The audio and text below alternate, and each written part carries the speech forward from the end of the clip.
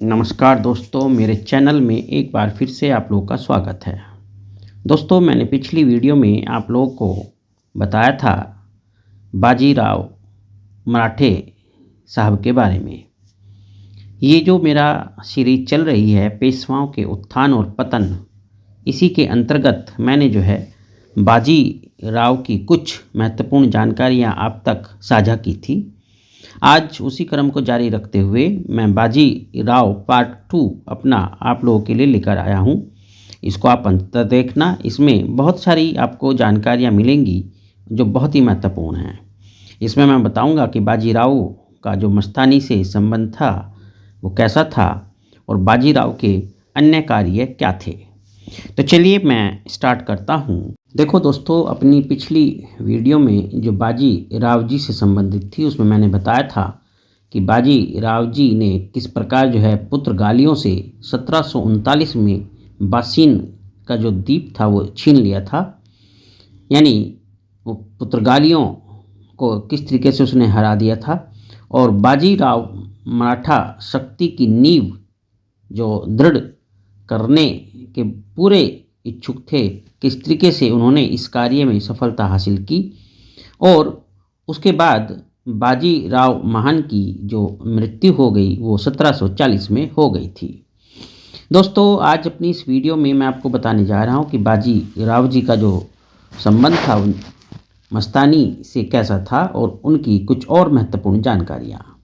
देखो, बाजीराव एक मस्तानी नाम की मुसलमान नर्तकी से प्रेम करते थे। वह तत्कालीन भारतवर्ष की सर्वश्रेष्ठ सुंदरी तथा अत्यंत सभ्य महिला थी। वह अच्छी संगीतज्ञ थी और बाजीराव की सेवा एक पत्नी की तरह बड़ी भक्ति और प्रेम से किया करती थी। कहा जाता है कि बाजीराव को मांस और मदिरा की जो लत लगी वो इसके ही प्रभाव के कारण लगी। यानी मस्तानी के संपर्क में आने के बाद ही उनको ये इस टाइप की लत लगी। ये दोनों ही 1740 में मर गए थे। यानी बाजीराव और मस्तानी दोनों ही 1740 में जो है इस दुनिया से अलविदा कह गए थे। दोस्तों, मैं आपको बताना चाहूँगा कि बाजीराव जो महान मराठे थे वो सारे जीवन अपने दो बातें पूरी करने का प्रयत्न करते रहे। उन्होंने उत्तर में मराठा शक्ति को बढ़ाने और मराठा संघ में परस्पर सहयोग उत्पन्न करने के लिए भिन्न भिन्न इकाइयों में एक प्रकार की अंतर्निर्भरता यानी इंटर इंडिपेंडेंसी पैदा करने का प्रयत्न किया। दोस्तों, बाजीराव बहुत ही महान मराठा रहे हैं और मैं उनको अपना कोटि कोटि नमन करता हूँ। दोस्तों, मेरा जो मकसद है यहाँ है सिर्फ इतिहास को बताना, इतिहास की जानकारियाँ आप तक पहुँचाना और किसी भी प्रकार से मेरा किसी भी करैक्टर को, किसी भी महान व्यक्ति के चरित्र को किसी भी तरीके से उस पर उंगली उठाना नहीं है। दोस्तों, बाजीराव वास्तव में बहुत ही महान मराठा रहे हैं और हम सबको उनका तहे दिल से सम्मान करना चाहिए। तो चलिए मैं आगे की बातें आपको बताता हूँ। तो जैसा कि पहले ही मैंने बताया है कि वह उत्तर में मराठा शक्ति को बढ़ाने में सफल हुए, किंतु दूसरे कार्य में वो असफल रहे। दूसरा कार्य क्या बताया था मैंने आप लोगों को कि मराठा संघ में परस्पर सहयोग उत्पन्न करना और भिन्न इकाइयों में एक प्रकार की अंतर्निर्भरता पैदा करना। तो इस कार्य में वो कहीं ना कहीं थोड़े असफल जरूर रहे, लेकिन अब उन्होंने जो पहला कार्य था यानी मराठा शक्ति को उत्तर में बढ़ाना, उसमें वे काफ़ी सफल रहे। मराठा संघ के प्रति उनका जो दृष्टिकोण था वो एक शासक का था।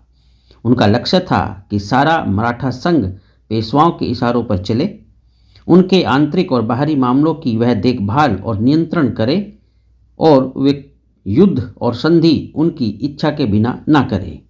अन्य प्रदेशों पर विजय से उसका आशय मराठा संघ पर भी विजय प्राप्त करना था। वह वास्तव में सारे महाराष्ट्र पर राज्य नहीं अपितु अपना प्रभाव रखना चाहते थे। तो दोस्तों, इस प्रकार से जो है उनकी ये दिल तमन्ना थी। मराठा संघ के प्रति दबाव डालने के कारण बाजीराव की आलोचना की जाती थी। उन्हें इसके प्रति मेल मिलाप की नीति अपनानी चाहिए थी। ये ऐसा कुछ जो है लोग बताते हैं। यह प्रतीत होता है कि अपने पद के प्रथम 11 वर्षों में, यानी जो उनके जब वो पद संभाले उसके बाद के जो 11 साल थे, उन 11 वर्षों के समय में उन्हें यह अनुभव हो गया था कि उन्हें अपने साथियों और अन्य मराठा सरदारों से सहायता या हमदर्दी नहीं मिल सकती, और इसके परिणाम स्वरूप उसकी इस आधिपत्य जमाने वाली नीति के कारण उसके विरुद्ध जो है विद्रोह की भावना बढ़ गई थी। बाजीराव पर शाहू का पूर्ण विश्वास था और इस कारण उसने सब कुछ पेशवा के हाथों में छोड़ दिया था।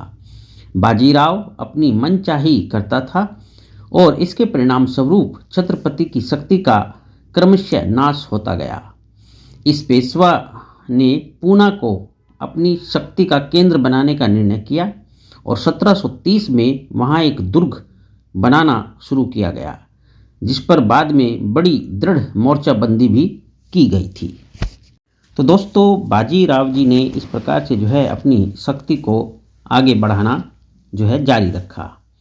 तो ये जो 1730 में वहाँ दुर्ग बनाना शुरू हुआ था और जिस पर बाद में बड़ी दृढ़ मोर्चाबंदी भी की गई थी, इस प्रकार से अन्य मराठा सरदारों ने बाजीराव का अनुसरण किया।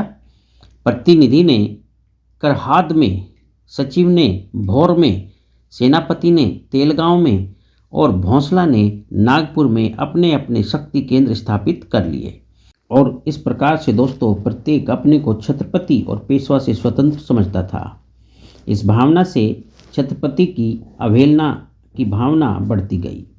इस संबंध में डॉक्टर सिन्हा लिखते हैं कि आधिपत्य जमाने की नीति के कारण पेशवाओं की उन्नति की नींव तो जम गई, परंतु मराठा संघ के सदस्यों की एकता दुर्बल हो गई, जो परोक्ष रूप से संघ के पतन का कारण बनी। तो इस प्रकार से दोस्तों ये बाजीराव महान मराठा से संबंधित कुछ जानकारियाँ थी जो मैंने आपके साथ साझा की। अपनी अगली पार्ट में मैं आप लोग को बताऊंगा कि बाजीराव एक महान सेनापति और योद्धा थे, उनसे संबंधित जो इतिहासकार हैं वो क्या कहते हैं। यानी एक तरीके से महान मराठा बाजीराव के मूल्यांकन को हम लोग करेंगे। तो आप बने रहिए, मेरे साथ जुड़े रहिए, चैनल को सब्सक्राइब कीजिए। आपसे दिले मेरी ये प्रार्थना है। तो चलिए, अपना ध्यान रखना। ईश्वर आपकी हर मनोकामना परिपूर्ण करे। मुझसे जुड़े रहने के लिए आपका बहुत बहुत धन्यवाद।